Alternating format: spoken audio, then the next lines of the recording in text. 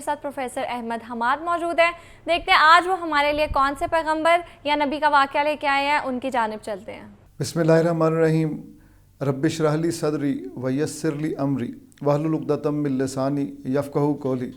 آج قصص الانبیاء کے سلسلے کے جو اگلا جو قصہ ہے یا اگلے نبی محترم ہیں،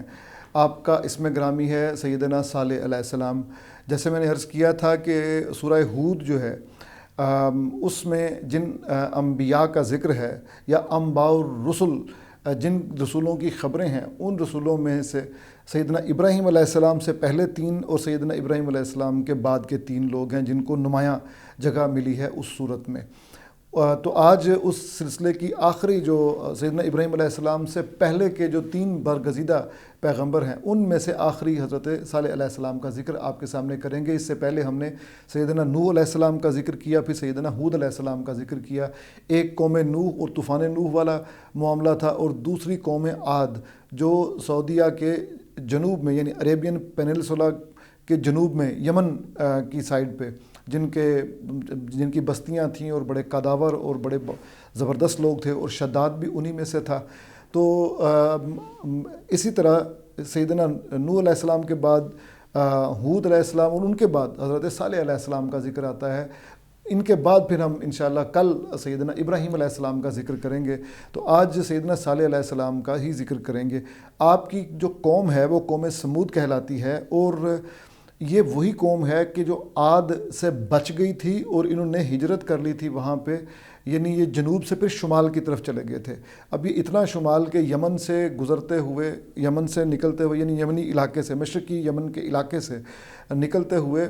اوپر کی طرف گئے، اور بیچ میں ظاہر ہے مکہ المکرمہ، اس وقت تک مکہ المکرمہ موجود نہیں تھا، کیونکہ سیدنا ابراہیم علیہ السلام نے سیدنا اسماعیل علیہ السلام کو وہاں چھوڑا تھا، تب یہ زمزم کا واقعہ ہوا، تب یہ مکہ شریف بسا، اور جو عرب کے لوگ ہیں وہ یہاں پہ آئے۔ اس وقت یہاں بستی نہیں تھی، تو لہٰذا یہ آگے چلے گئے، اور شام کے علاقے جس طرف جب غزوہ تبوک ہو رہی تھی تو نبی کریم صلی اللہ علیہ وسلم نے جس رخ پہ سفر کیا تھا شمال کی طرف، اس رخ پہ یہ والے جو ہے نا علاقہ آتا ہے جس علاقے میں قوم سمود تھی۔ اس کو مدائن صالح بھی کہتے ہیں اسی نسبت سے کہ یہ سیدنا صالح علیہ السلام کے مدائن یعنی مدینے، یعنی یہاں پہ بستیاں تھیں، شہر تھے۔ تو اب ہوا کیا وہاں پہ، اللہ تعالیٰ نے جو ان کی خوبی لکھی اس قوم کی، یا نشانی لکھی یا ان کی پہچان لکھی، وہ یہ ہے قرآن حکیم میں کہ یہ جو جہاں ہموار جگہ ملتی تھی وہاں پہ محلات بناتے تھے، اور جہاں پتھر ہوتے تھے وہاں پتھروں کو کاٹ کے مکانات بنا لیتے تھے۔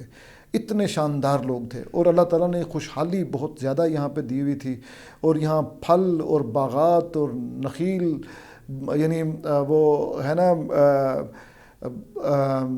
جو درختوں کے جھنڈ۔ اسی طرح آپ کو جو سیدنا شعیب علیہ السلام کا ذکر ملے گا، وہ بھی اسی شہر کے قریب ایک شہر ہے، وہ بھی اسی طرح کا، جو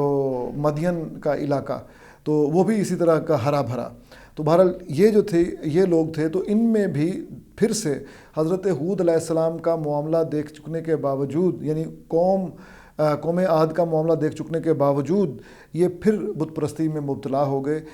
چونکہ یہ قوم عاد کے ہی بچے ہوئے لوگ تھے، ان میں ایک بڑا آدمی تھا سمود، اس کے نام پہ یہ قوم سمود ہوئی، تو اس کو عاد ثانیہ بھی اسی لیے کہا جاتا ہے کہ یہ وہی لوگ تھے۔ بہرحال انہوں نے آ کے اپنا گھمنڈ کرنا شروع کر دیا اپنی طاقت کا، اور اپنے پتھر کاٹ کاٹ کے جنہوں نے محلات وہاں پہ مکانات بنا دیے ہوں، آپ اندازہ کر سکتے ہیں کہ ان کو کس چیز کا گھمنڈ ہوگا۔ انہوں نے بھی اپنے نبی کے باتوں کو جھٹلایا۔ اللہ تعالیٰ نے سورہ ہود میں ان کا بھی ذکر کیا، اور صالح علیہ السلام کا، اور ان کو بھی بھائی کہا کہ آپ کا بھائی، یعنی ان میں ان کا بھائی صالح بھیجا، عاد میں بھی عاد کا بھائی ہود بھیجا۔ تو ان میں بھی جب یہ گئے، یہ جا کے بتاتے تھے، اور وہ لوگ مذاق اڑاتے تھے، وہی تمسخر اور وہی جادوگری کی باتیں اور وہی عجیب و غریب باتیں۔ البتہ یہ ایک قدم آگے بڑھے، حضرت ہود علیہ السلام کی قوم سے ایک قدم آگے بڑھے، اور انہوں نے معجزہ طلب کیا۔ طلب تو انہوں نے بھی کیا، لیکن انہوں نے ان کے لیے اللہ تعالیٰ نے ایک ہی بندوبست رکھا ہوا تھا، معقول دلیل، جو معقول دلائل اور مشاہدے سے بھی نہیں مانتا وہ عقل کو عاجز کر دینے والے مظاہر سے کیسے مان جائے گا؟ معجزہ عقل کو عاجز کرنے والے فینومینن ہی کو کہا جاتا ہے نا۔ تو بہرحال یہاں پہ یہ تمام حجت بھی کر دیا گیا کہ قوم سمود نے حضرت صالح علیہ السلام سے معجزہ مانگا اور حضرت صالح علیہ السلام نے معجزہ دکھا دیا۔ اللہ تعالیٰ کے حکم سے ایک ناقہ، ایک اونٹنی وہ پہاڑ سے برآمد ہوئی، چونکہ یہ پہاڑ ہی کاٹتے تھے، جیسے میں نے پچھلے پروگرام میں عرض کیا تھا کہ اللہ تعالیٰ کا یہ طریقہ کار ہے کہ قوم جس اپنے فن یا جس کام پر گھمنڈ کرتی ہے اور گھمنڈ کے ساتھ سرکشی بھی پہ اتر آتی ہے، اللہ تعالیٰ وہی اسی فن کا ایسا مظاہرہ دکھاتے ہیں کہ یہ لوگ عاجز آ جاتے ہیں۔ سیدنا سلیمان علیہ السلام کے معاملے میں دیکھ لیجئے گا، سیدنا موسیٰ علیہ السلام کے سامنے جادوگری، سامری اور وہ جو سارے لوگ تھے، اور اسی طرح قوم عاد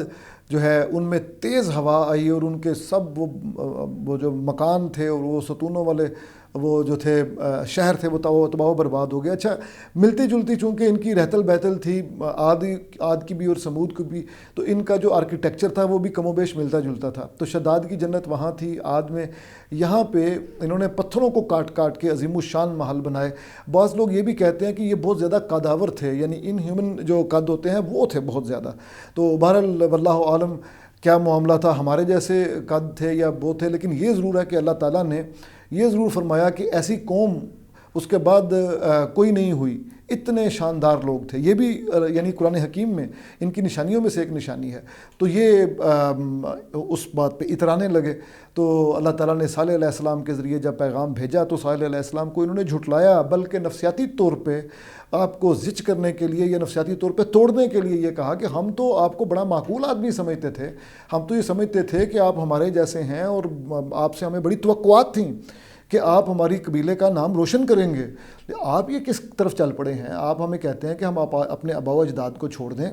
اور ان کے جو انہوں نے جو ڈیفائن کیے معبود، ان کی پرستش کو چھوڑ دیں۔ تو جب انہوں نے اپنا دعوت جاری رکھی، انہوں نے سرکشی جاری رکھی، اور ساتھ یہ بھی کہا کہ جس عذاب سے آپ ڈراتے ہیں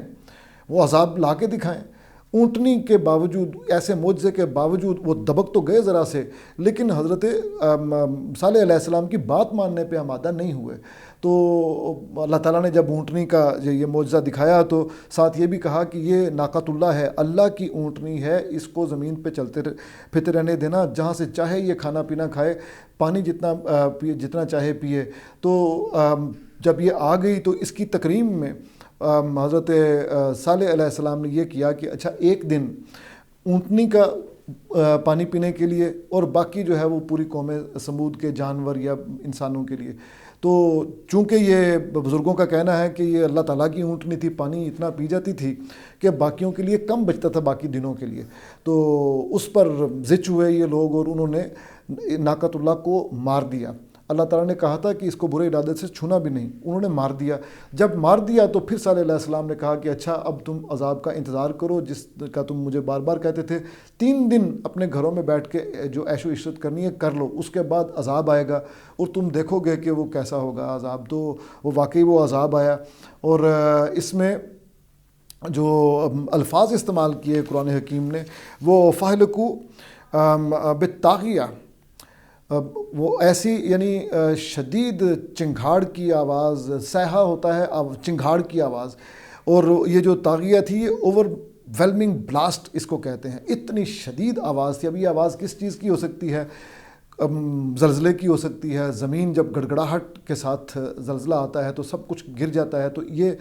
مضبوط محلات بنانے والے پتھروں کو کاٹ کے تو اللہ تعالیٰ نے ایسی زمین ہلائی اور ایسی آواز کے ساتھ ہلائی کہ یہ سارے جب صبح ہوئی تو اوندھے پڑے ہوئے تھے اپنے گھروں میں، اور سب محلات ملیا میٹ ہو گئے، نسیم نسیہ ہو گئے، اور کچھ باقی نہیں بچا۔ تو اللہ تعالیٰ نے ان کا جو ہے نا وہ اس طرح کا یہ ان کے ساتھ یہ اس عذاب میں گرفتار کیا۔ البتہ اللہ تعالیٰ اپنے نیک بندوں کو بچا لیتا ہے، تو سیدنا صالح علیہ السلام اور آپ کے ساتھ جو ایمان والے تھے ان کو یہ جو عذاب غلیظ جو ہے قرآن حکیم کے الفاظ میں اس کو دیکھنے سے بچا لیا۔ تو یہ جناب آپ کے سامنے سیدنا صالح علیہ السلام کی قوم یعنی قوم سمود کا قصہ ہے۔ عاد و سمود کا قصہ قرآن حکیم میں متعدد مرتبہ آیا ہے۔ مقصد اس کا یہی تھا کہ مشرکین مکہ جو رسول اللہ صلی اللہ علیہ وسلم کے ساتھ وہی سلوک کرتے تھے جو یہ قومیں کرتی تھیں، ان کو یہ بتانا کہ تم مت کرو، تم سے پہلے قومیں اس طرح ہلاک ہوئی ہیں، تمہارے ساتھ بھی کہیں ایسا معاملہ نہ ہو جائے۔